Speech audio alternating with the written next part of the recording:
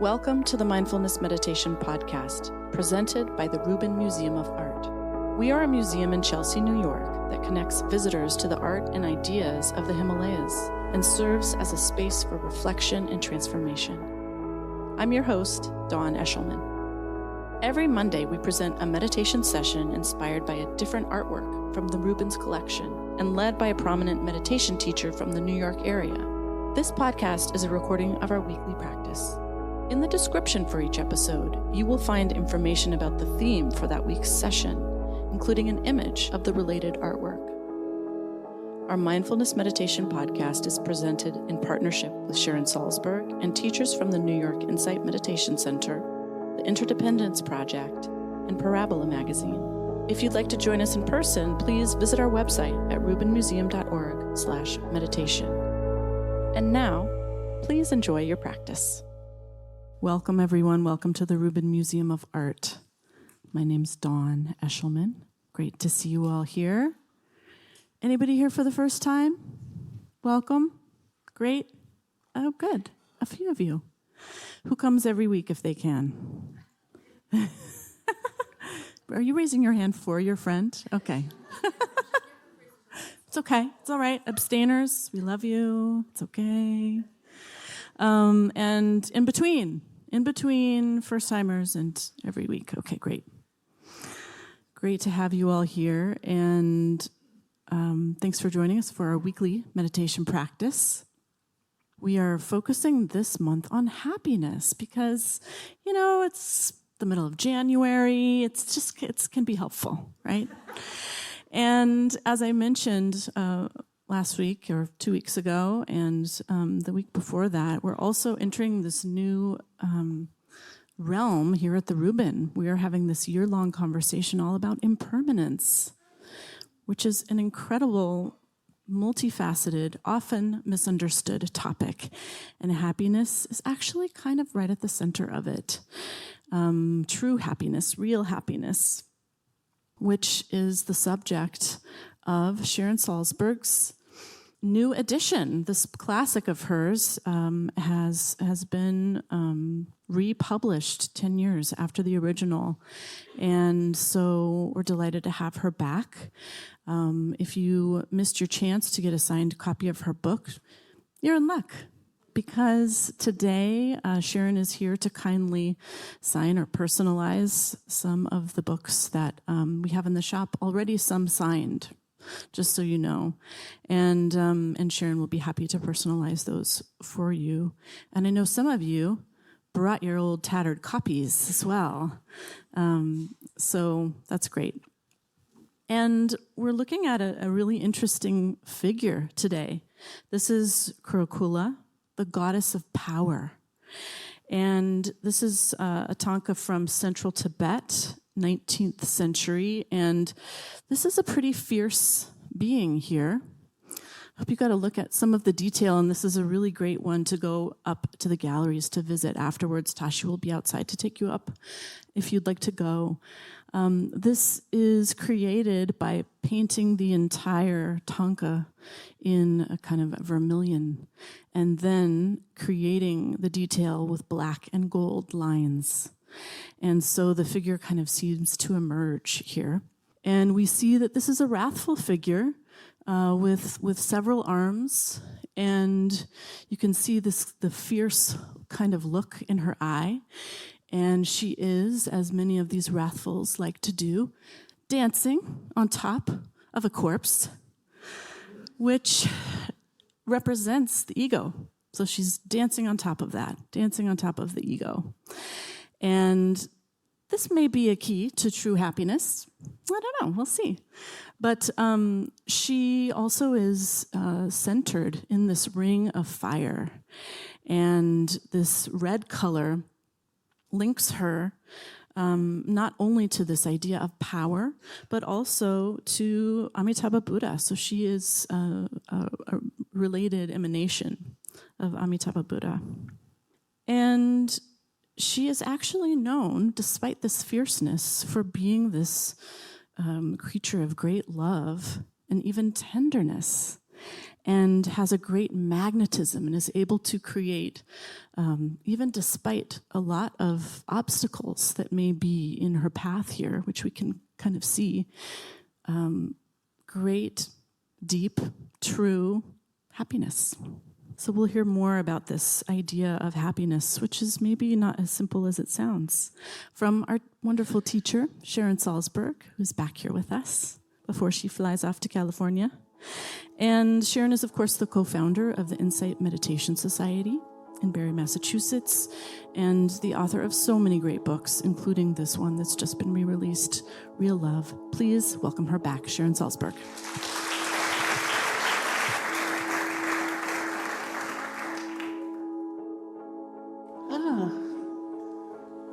I don't know if I guess it's good afternoon, not good morning. So I have a really bad cold, but I actually feel a lot better than I sound. So that is my talk on happiness. There you go. So I was struck listening to Dawn about the word ego, and somehow vanquishing or undoing or stepping on the ego, and what could that mean? Because actually, within the Buddhist tradition, a sense of confidence and even pride is considered a good thing. Not pride in the sense of being conceited, but taking delight. Taking delight in some of the choices we make, or having a sense of integrity, or self-respect is a really good thing. And it's not considered onward leading to just be down on ourselves and to feel incapable and kind of held back and torn apart. And isn't that interesting? Because we tend to associate that kind of joy or delight in some of our actions with being conceited.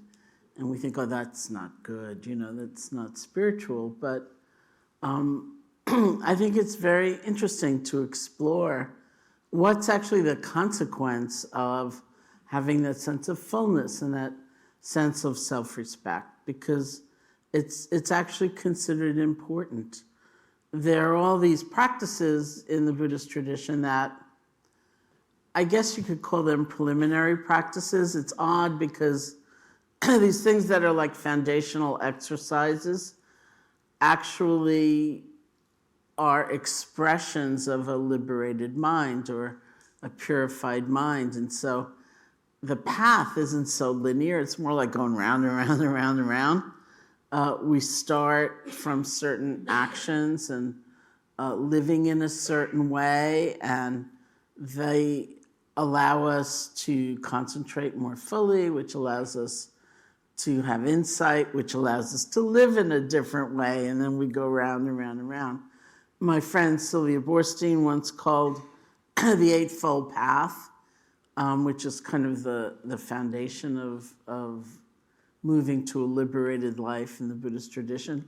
She called it the Eightfold Dot for exactly that reason, And oddly enough, the common theme throughout that dot is happiness. It's one's own happiness in that sense of fullness and self-respect and confidence and an ability to look at our own integrity and not just fall into a pit of, guilt and paranoia and what have I done and what if anyone finds out and so on. So it's kind of a trick question that's asked sometimes in the tradition when they say, well, what would be a springboard to concentration?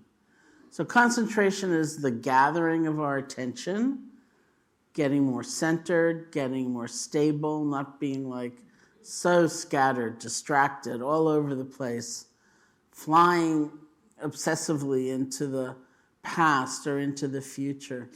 But really, bless you, really bringing that attention together. And so I've been asked that question, for example, by teachers, and I'm trying to be like a good girl. I've said things like effort, exertion,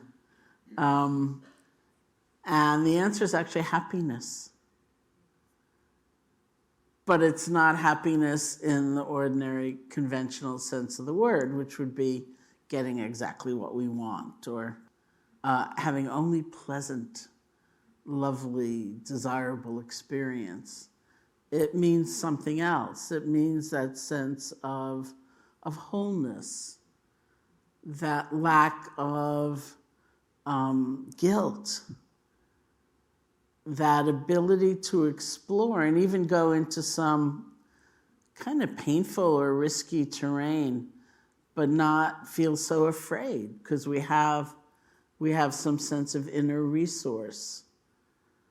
It's happiness, and that's why in so many schools of the Buddhist tradition, they talk about beginning with practices like generosity. As the Buddha said, everybody has something to give, even if it's just like smiling at somebody or thanking somebody or a little bit of material offering, whatever it is. It's not the amount that's the quality of the action, it's the heart space. Everybody has something to give, and in the act of giving, we can experience this. It's almost like a return to a place inside ourselves that feels like we have enough. Because if we feel deficient and we feel our gift is so measly, or something like that, we don't actually make the offering. So in making the offering, it returns us to this place of feeling more in touch with that wholeness. And it's definitely the reason why there can be a lot of emphasis on morality or ethics, because it feels better, we're happier. It's not a question, although it can seem that way, about being prim and proper and self-righteous. It's not that at all. It's like, give yourself a break. It's just so much harder, say, to tell lies at work all week long and sit down on Saturday seeking the truth. It's just very difficult because it turns out we go back there, even though we don't want to. These thoughts come up, the anxiety comes up, the feeling, of uncertainty. What if they find out? Or maybe I better lie some more, or, I really hurt that person, it's just complicating everything. It's not to say that you have to have lived or be living a perfect life in order to be able to concentrate, but it's like easier, right? Not to go into a session where you're really looking deeply within, only to confront the fact that you cheated, and you're worried about the ramifications. So it's really like, give yourself a break. Be happier. That will be a great platform for then making the effort to bring all this disparate energy together, to have a sense of wholeness, which will be a great platform to be able to look at whatever happens in our experience, pleasant or unpleasant or neutral, in a different way. So even though it's an unusual meaning of happiness, we can also think about how we meet all kinds of experience as a source of happiness. Do we always get what we want? No, I don't want to have a cold. There's no doubt about that. I'm flying on Wednesday. This is like a bad moment in time. But life, of course, is like that. And I'm intrigued, and I talk more and more about how we meet different experiences, even pleasant and wonderful and delightful experience, and how often we're so distracted we don't even take it in. Or, evolutionary biologists would say we have a negativity bias. We tend to look toward threat or danger or what can be undermining or what's kind of wrong in a situation much more than we would tend through conditioning to look at what's right. And so it takes some intentionality to say, okay, what went well today? Or can I actually take delight in the fact that I have a choice, that I can bring my, and I can come here, I can use my life energy in a certain direction. Can we actually enjoy that? Sometimes we are so distracted we don't take it in. Sometimes whatever's going on just doesn't meet our unreasonable standard of what should be happening. Sometimes we feel guilty about experiencing joy, and so we kind of shun it or move it aside in some way.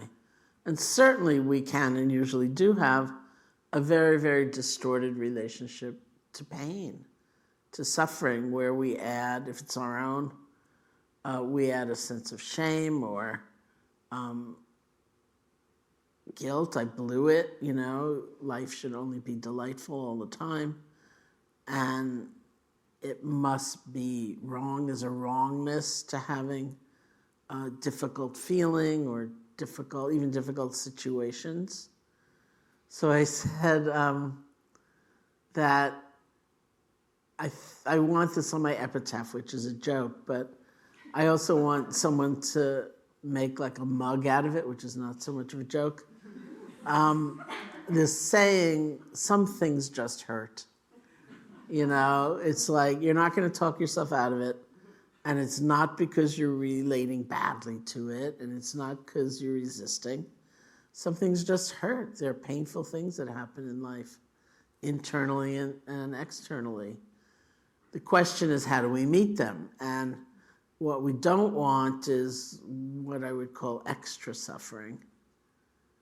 Where can we have a certain perspective on things that's genuine? It's not false, but it's different. And where can we remember the force or the possibility of compassion for ourselves and for others? Where can we have a sense of community instead of a sense of isolation, even in a difficult situation? And so there are many opportunities to relate in such a way that we have almost a kind of happiness, even though things are really rough. And a very intriguing thing to look at is how are we with neutral experience, where something's just kind of ordinary, repetitious, or routine. It's not strikingly pleasant or strikingly unpleasant, where we tend to numb out. We go to sleep. We wait for intensity in order to feel alive. And it's interesting sometimes just to really pay attention. I've had teachers say to me things like, try to be mindful every time your hands are in water. And it's so interesting because those experiences just pop, right? And there's nuance and there's subtlety and there's actually a kind of pleasure in the ordinary. And that is really the definition of mindfulness. It's relating to what's pleasant, what's unpleasant, and what's neutral in a different way. Because that we can affect. You can't insist on only pleasure, too bad, And we can't ward off all pain, because some things just hurt. But we can really relate differently. So that is our practice. So let's sit together.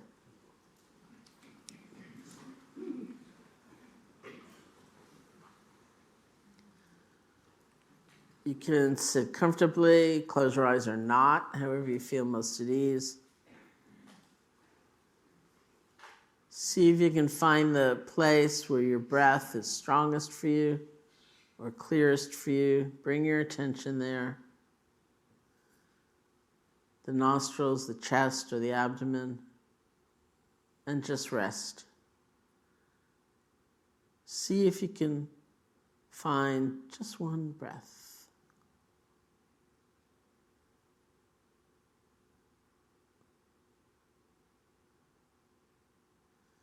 And then the next.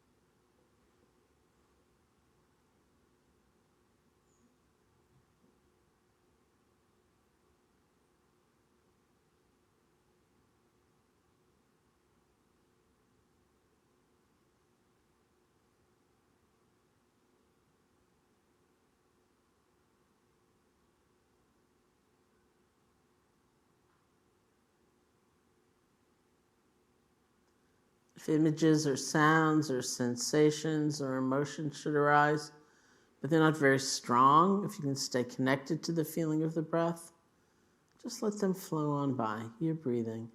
It's just one breath.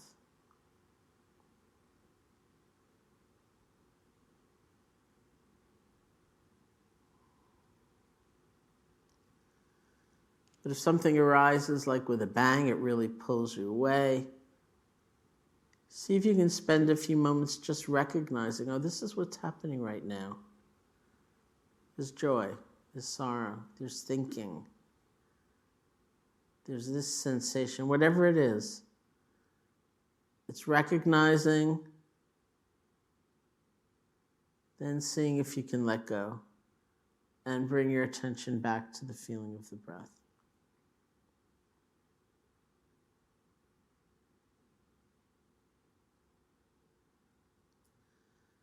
And for all those, perhaps many times you are just gone, lost in thought, spun out in a fantasy, or you fall asleep, it's okay. Use the moment when you recognize that as the moment of letting go gently and just returning your attention to the feeling of the breath.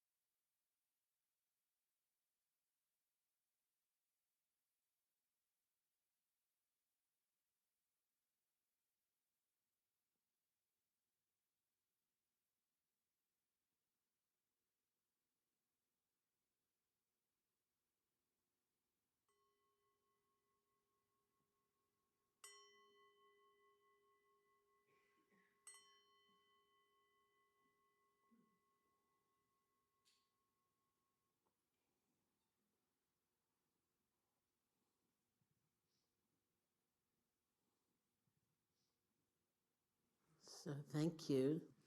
Thank you, Sharon.